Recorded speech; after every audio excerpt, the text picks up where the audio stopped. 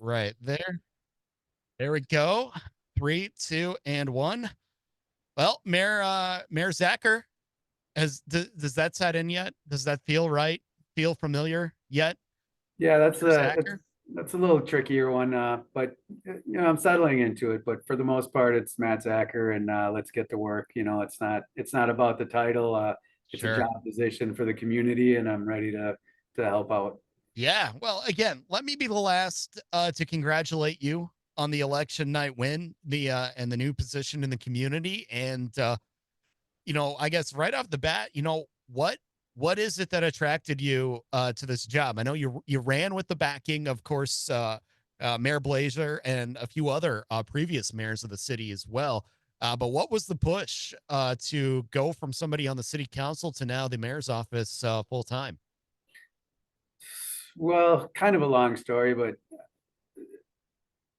we had built express recycling solutions over the last 18 years. Started with my father-in-law, and my brother joined, and we bought our father-in-law, Pat and Joe Kazicki. And so for the last 18 years, Tim and I have been building express recycling. My job was operations, his job was administration. It was nice not stepping on toes. But after about 18 years and a shoulder surgery, I kind of stepped out of the operations and had filled the position. So it gave me the time, I guess, to be able to devote to the city.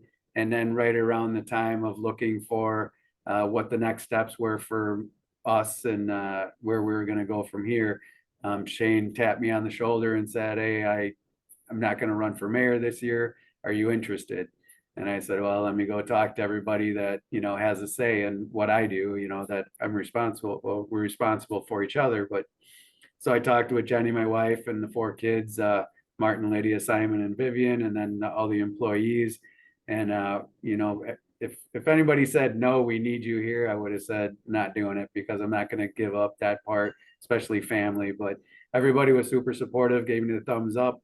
And a few weeks later, I told Shane and put my papers in, and Mhm. away we went with the campaign. So it was an interesting long 4 months of campaigning and learning. Yeah. And Yeah, and especially when you're essentially applying for a job and you don't know that you're going to get it, but yep. the process, instead of the typical job search, maybe a month and a half or so, played out at four times that, as you said, 4 months or so of campaigning. And this whole time that you've kind of had got to have that in the back of your head saying, what do I do if this doesn't break my way?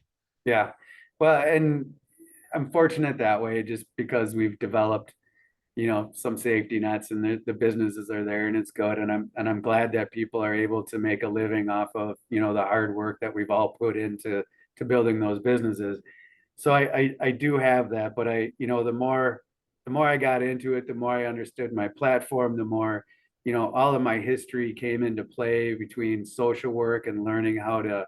I have a master's degree in social work from UW Milwaukee, and that was a big in communication, how to talk with people, how to get information, and be able to build bridges and for communication.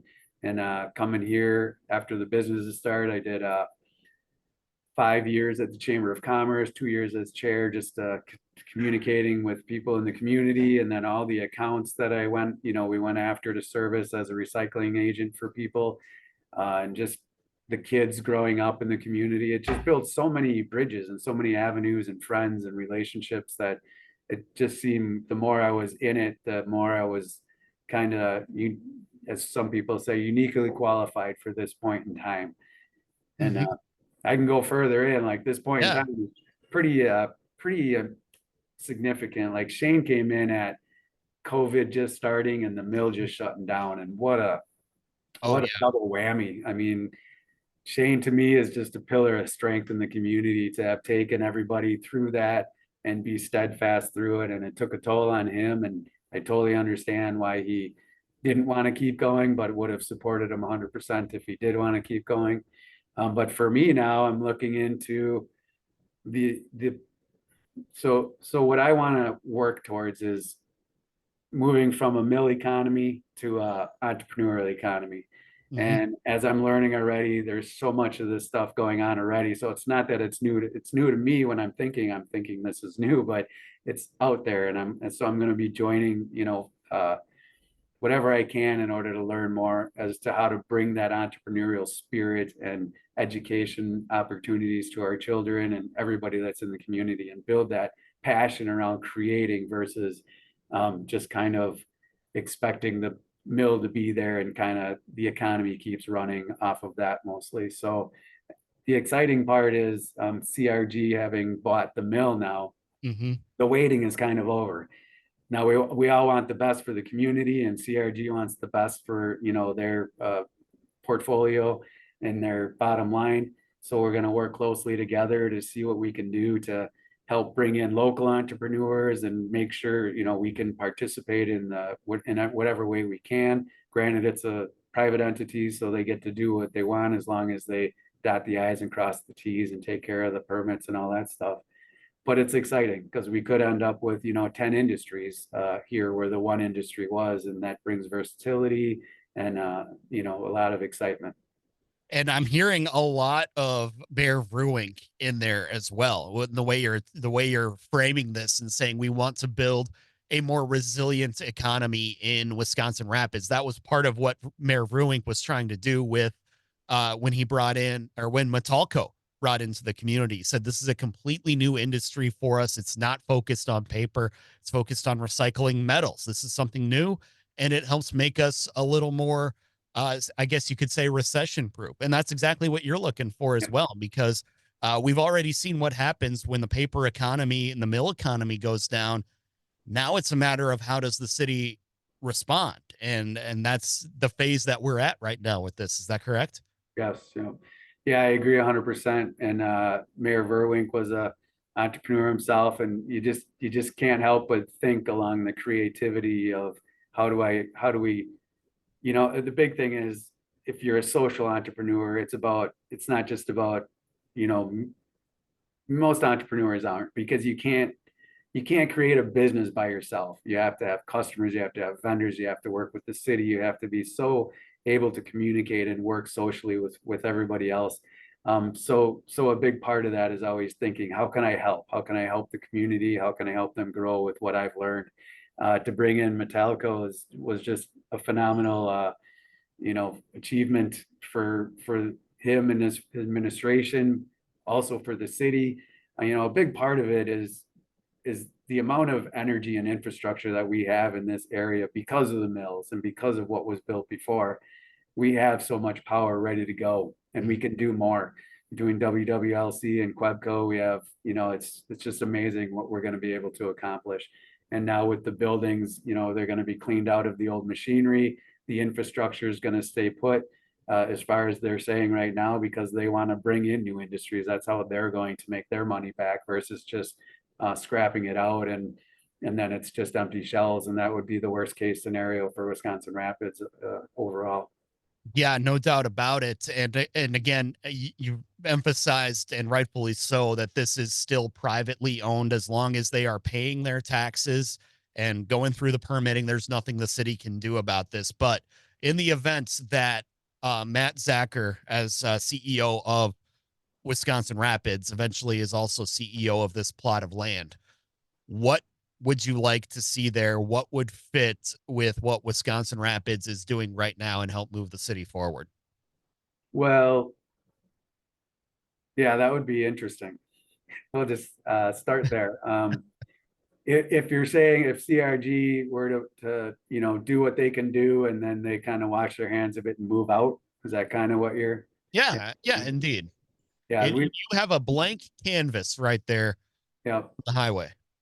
Well, again, if the buildings weren't there, that would be awesome, because it's 1,000 acres of prime real estate for the future of Wisconsin Rapids. And I think that, ultimately that would be a great scenario. I don't know if it'd be the best case scenario, but it would be great. But ultimately we have what we have, and those buildings are big, and it would take a lot to take them down, and they're separating from the dam. That would have to happen. Plus, what would, the entire infrastructure of Quebco would be, you know, in question as to what would happen there. So I certainly wouldn't want to go down that road. But ultimately, it is a beautiful piece of land that would help. And if we can move industry over, you know, the next couple of decades into the industrial parks that we have, that would be ideal. Because it certainly is possible to do that. But cost wise, you know, if we can put industries in those buildings and you know, keep the river clean and figure out what to do with the hydro dams and everything else, I think that's the best case scenario. Yeah, indeed. And you mentioned it right there. It would be very expensive to go from a blank canvas like that. And there we go. I just got you for the first time there. No, but Promised it I wasn't think I promised handled it well, so yeah, I was keep gonna it say coming. promised I wasn't gonna have anything too tough, but hey, That was good. yeah, indeed. And you know, before we let you go, Matt, again, just kind of let us know, you know, who you are, who what your vision for the city is going to be over the first 100 days. I know the mill was one of those things, one of Yep. those kind of first 100-day tasks, but what are the more achievable ones that Right. you're planning to undertake over the first couple of months? Yeah, I kind of boil it down to four things, and the third one was entrepreneurialism in the community, and the fourth was the mill. So those are covered pretty well. The other two right now are working internally because I can't get out into the community until I know that. So the first thing is communication, and we're working hard on getting communication between the department heads and myself, and through the departments and interdepartmental. Because once we get there, then I'll feel more comfortable going out in the community, knowing that we're, you know, we're tightly tied in terms of if you need me, I'm here. If I need something, they're there. We don't have to be sitting in a building. I'm just not used to that environment. I'm on the move usually, and I always said my truck was my office because wherever I Right. needed to be, that's where I went, and you could communicate. And with the technology now, you don't need fax machines. You can take a picture of your documents and email them, and they're perfect documents. It's pretty Right. awesome. And then the thing after the second one would be diving into the budgets in the departments and seeing where there's overlap, seeing where there's inefficiencies, and really start to dive into, hey, we are not this big government that had a lot of money anymore, because that's going to be changing as this mill changes and the other things change. We need to be out in the community making sure they understand that we are here for them, and we are here to help their hopes and dreams grow into businesses and everything else that they want to achieve. And that is where we look for the new revenue coming in. And if we're doing our job right, then they're growing and they're helping, and then we're making more revenue. So it's working together as an entire community, not necessarily government versus residents and businesses. And again, and as far as who Matt Zacher is, I ask this question a lot. You can ask administrators, you know, throughout central Wisconsin that I've dealt with. They've probably all been asked this question at one time or another. What's the coolest thing in your office right now? The coolest thing in my office right now, Mm-hmm. I don't have much yet, and I don't know if it's really cool, but I have a whiteboard. A whiteboard. Hey, Yeah, I hey, have a it, whiteboard because I like to be able to stay focused and know sure. exactly where I'm going every day. Next time you can ask me that question, I'll have something cooler than a Not white. even, not even a picture. Not even. Well, I don't have any of my stuff yet. I'm not an interior decorator, but I have talked Okay. to my wife Jenny about helping me out in that area. So, well, yeah, Yeah, we're yeah. I working was on gonna that. say. I mean, Shane wasn't much for having any sort of decoration in the office. In fact, I think he took everything out in one box.